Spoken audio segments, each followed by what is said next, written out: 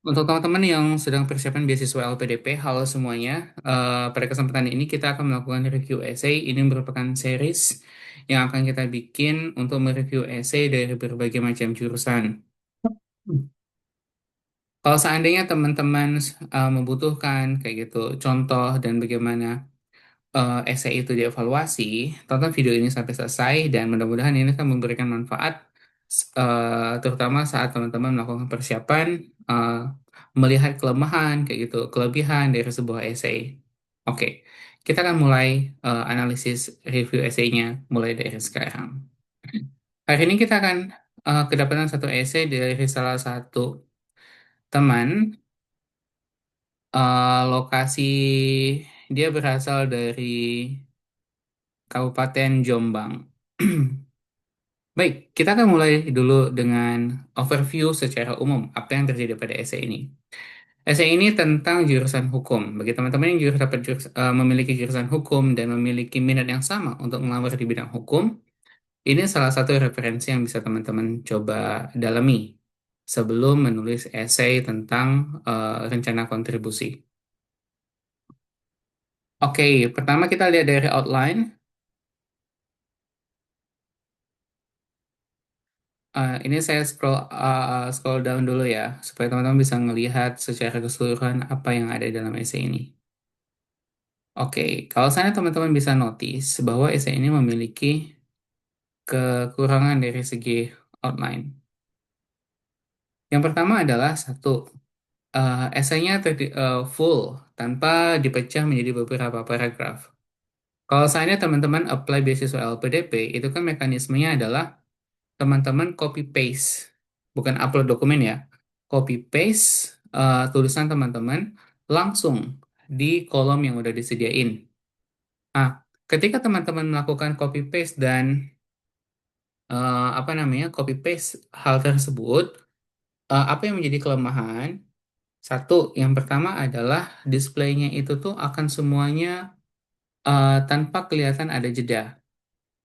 Uh, Mulai dari kalau seandainya misalkan contoh ini kita coba enter ya, itu tuh nggak kelihatan ada jedanya kayak gitu. Maka lebih baik nanti dalam penulisan esainya teman-teman menggunakan metode paragraf seperti ini. Oke, sehingga jelas perbedaan paragraf satu 2 3 sampai seterusnya. Oke. Kemudian yang berikutnya, esai ini tidak memiliki judul. Judul itu memang nggak penting. Salah, maaf. Judul itu tuh bukan hal yang elemen yang sangat krusial. Cuman kalau ada judul itu akan jauh lebih bagus. Jadi akan lebih baik ini dikasihkan judul sesuai dengan tema topik yang coba teman-teman angkat. Oke.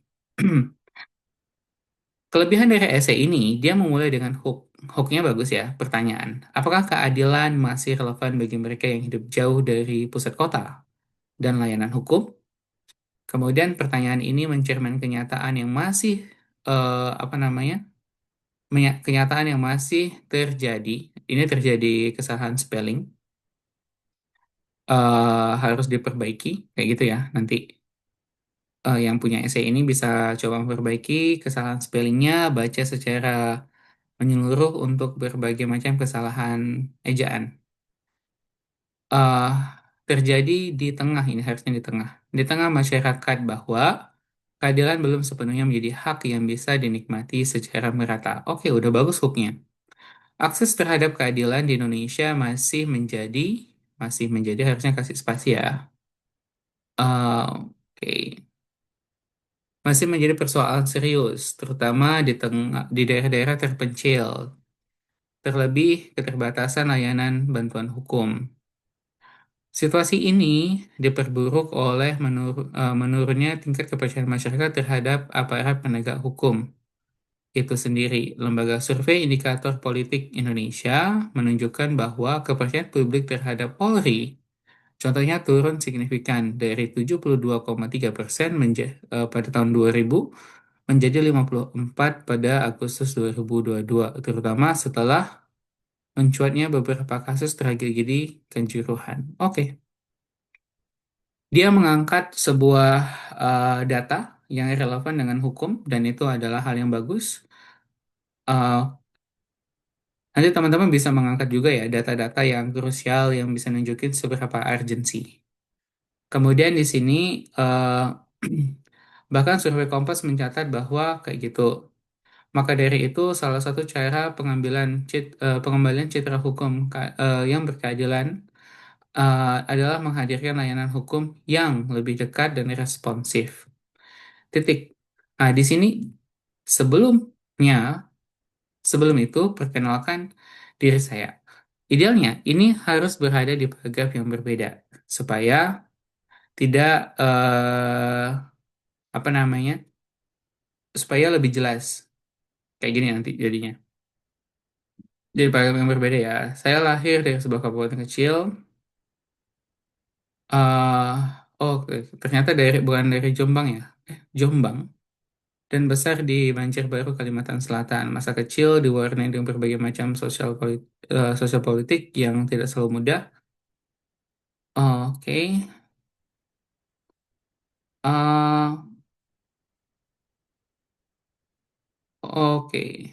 Saya senang bermain layangan es lilin. Semua itu kenangan kecil. Oke. Eh, em, ini informasinya nggak terlalu penting. Oke, ini bisa coba di... Jadi informasi tentang masa kecil, kemudian apa yang dialami, selama itu tidak memiliki, apa ya, istilahnya itu tuh value yang bisa buat value itu tuh maksudnya kayak gini ya. Bukan hal yang sangat signifikan. Itu lebih baik tidak tidak dimasukkan kayak gitu, masukkan ke dalam essay.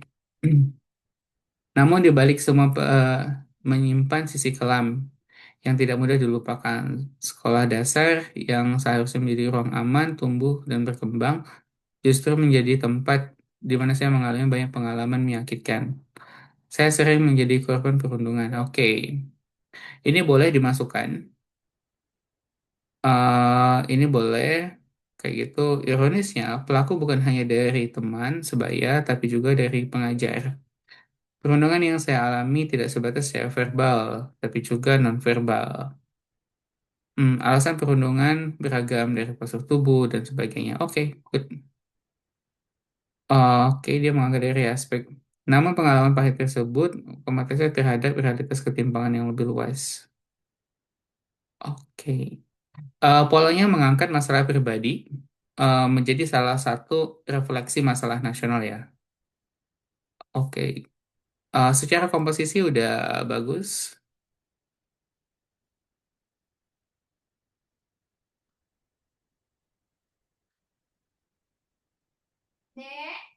Oke, di sini pengalaman tersebut mendorong saya untuk merenungkan lebih dalam eh, tentang makna keadilan dan alasan mengapa masih banyak orang yang belum merasakannya. Pengalaman ini menanamkan kesadaran bahwa hukum harus melindungi, bukan justru mengabaikan. Ketimpangan akses bukan hal yang sepele. Mungkin ini lebih menggunakan bahasa yang lebih formal ya. Formal. Eh, Oke, misalkan ketimpangan akses ini masih kesalahan ejaan. Ketimpangan akses ini bukan hal yang sepele. Mungkin itu bisa diganti dengan kata hmm, bukan hal yang bisa diabaikan, misalkan ya. Itu sebagai contoh. Hukum seharusnya tidak membeda-bedakan status. Oke, menggunakan bahasa yang normatif. Jadi, saya memutuskan untuk menyelesaikan bangku kuliah dan melanjutkan studi di jurusan bidang hukum. Oke. Motivasi dasar sama konstruksi sosialnya udah linear. Perjalanannya terus berlanjut dan saya sangat percaya keadilan bukan hanya tentang keputusan jatuh pengadilan, tapi juga tentang bagaimana kita memperlakukan sesama dengan empati. Kami rutin melakukan penggalangan dan penyuluhan kepada masyarakat. Penggalangan. Ini nanti dijelasin penggalangan apa. Oke. Kemudian penyuluhan kepada masyarakat di wilayah Malang Selatan.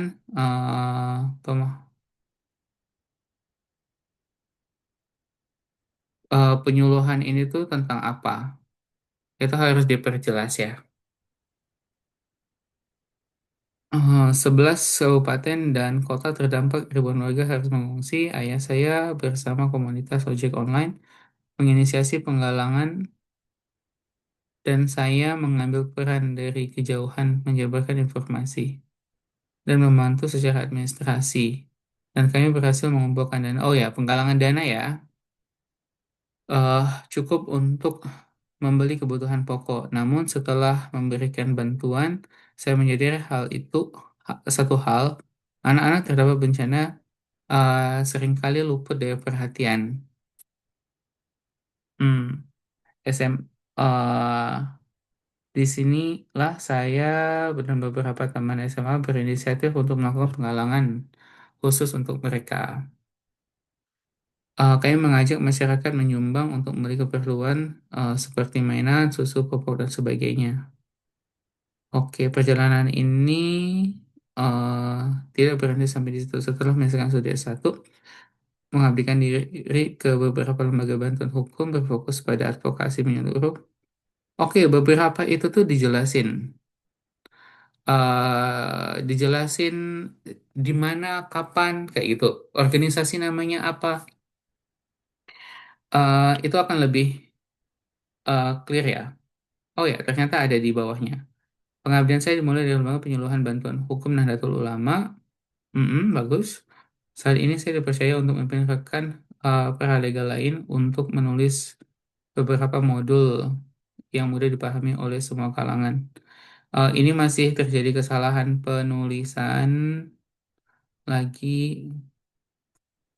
Tentu kami berharap modul ini bisa menjadi bacaan sekaligus. Mm-mm. Hmm. Dari pengalaman ini, saya semakin menyadari bahwa masih banyak masyarakat yang berpandangan hukum itu kaku, sulit diakses, dan membingungkan. Semua ini diperkuat saat saya melakukan pekerjaan ke daerah timur. Timur itu tuh daerah mana? Itu harus diperjelas ya. Eh, Daerah timur, entah itu ke Papua kah, Sulawesi kah, Kalimantan Selatan, itu daerah bagian Nusa Tenggara, kayak itu Bali, itu daerah timur juga. Eh, kalau Bali daerah tengah ya. Sulawesi, Sulawesi, Sulawesi ke arah Papua kayak gitu. Itu harus dipertegas. Banyak dari mereka tidak mau melapor permasalahan yang oke. eh Beberapa tahun belakangan masih sering digunakan sebagai yaitu no-viral no justice. Oke. Em, Disinilah saya melihat pertimbangan kesadaran hukum melalui penyuluhan, edukasi, advokasi dalam era digital, netizen, dan media sosial dapat menjadi jembatan awal dalam menghubungkan korban dengan LBH. Ruang publik yang masif di ruang digital sering kali membantu membuka akses korban terhadap bantuan hukum. Oke, ini penulisannya masih perlu diperhatikan.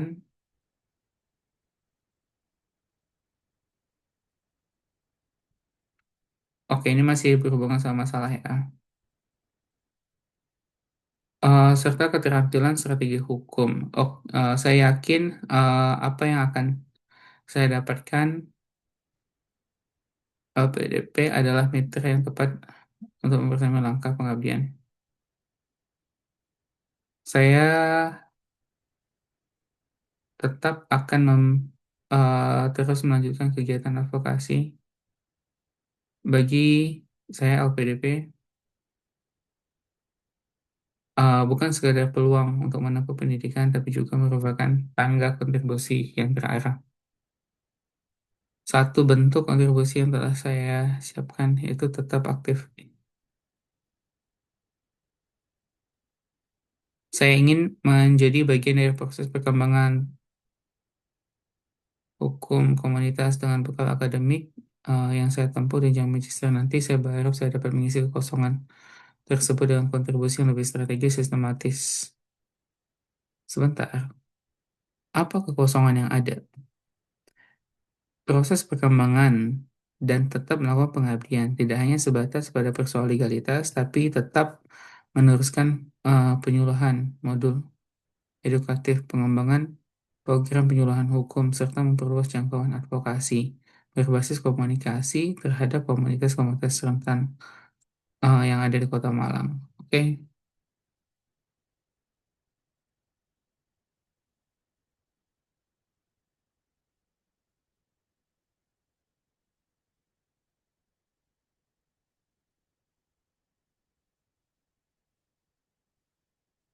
Hmm,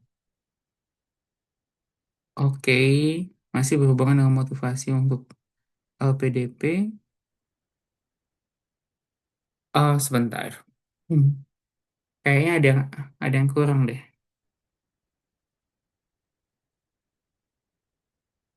Jika ini SLPDP adalah SLPDP kan sekarang ada dua aja ya, essay personal statement sama motivation letter. Personal statement sama essay kontribusi.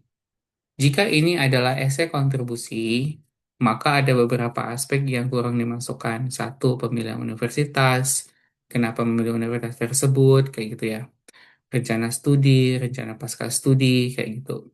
Walaupun di sini udah dijelaskan tentang rencana kontribusi pasca studi, yaitu tetap stay ataupun tetap bekerja di eh, legal institutionnya untuk Nahdlatul Ulama dan menjadi advokasi di apa namanya untuk komunitas-komunitas yang rentan kayak gitu ya. Hmm, ada tiga hal yang bisa coba diperbaiki dari essay ini. Yang pertama adalah satu, kalau ini adalah essay kontribusi, maka ini yang harus diperbaiki. Ada bagian informasi yang sifatnya redundant, yaitu terulang berulang kayak gitu ya dari beberapa urutan informasinya itu tuh lebih baik dipadatin aja, kemudian diganti dengan informasi yang lebih relevan, yaitu berhubungan dengan satu yang belum ada adalah rencana untuk kuliah nanti mau kemana, di universitas mana, jurusannya apa, kayak gitu. Yang kedua adalah belum jelas terkait dengan knowledge gap. Jadi kebutuhan ilmu pengetahuan seperti apa yang dibutuhkan, kayak gitu. Jadi belum ada kejelasan knowledge gap yang ingin dicoba diselesaikan tuh apa. Di sini hanya sebatas tentang apa yang udah diselesaikan, yang udah dilakukan dan ingin melakukannya lebih banyak kayak gitu ya. Terutama dari aspek penyusunan modul. Eh, tapi nggak dijelasin kekurangannya apa kayak gitu. Yang kedua, yang kedua, penyelesaian masalah. Masalahnya itu adalah ketidakadilan dalam akses hukum. Kalau dari yang saya baca di sini adalah secara umum adalah masalahnya ketidakadilan penyelesaian hukum diakibatkan oleh akses hukum yang terbatas. Oke. Kalau seandainya hal itu terjadi, eh, apa yang dibutuhkan kayak gitu untuk menyelesaikan masalah tersebut dengan dan mengharuskan Anda itu tuh lanjut kuliah kayak gitu. Dan bagaimana lanjut kuliah itu tuh menutup gap tersebut. Di sini belum ada linearitas yang clear antara kebutuhan, problemnya udah ada. Tapi untuk menyelesaikan problem ini tuh apa kuncinya itu belum ada kayak gitu. Dan harus belajar apa kayak gitu ya. Sehingga itu bisa diselesaikan atau setidaknya bisa diperbaiki, diimprove keadaannya melalui studi lebih lanjut.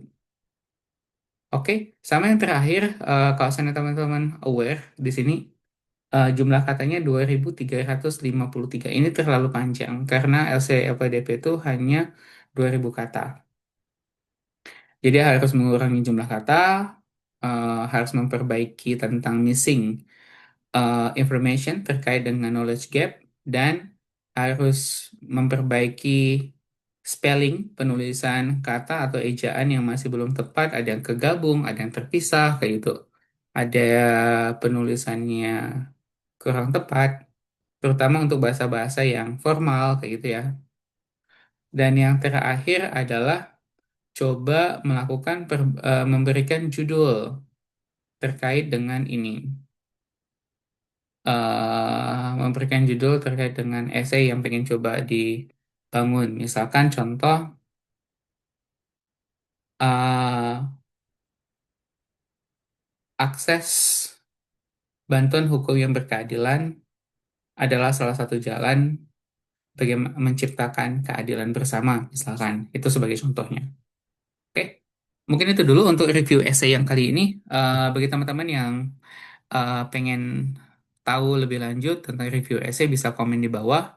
Dan untuk apa namanya, untuk yang punya essay ini bisa melakukan perbaikan secepatnya. Mumpung masih ada waktu ya, terutama dari essay. Mudah-mudahan itu bermanfaat. Kurang lebihnya mohon maaf. Good luck untuk proses pendaftaran LPDP batch 1 2026. Good luck.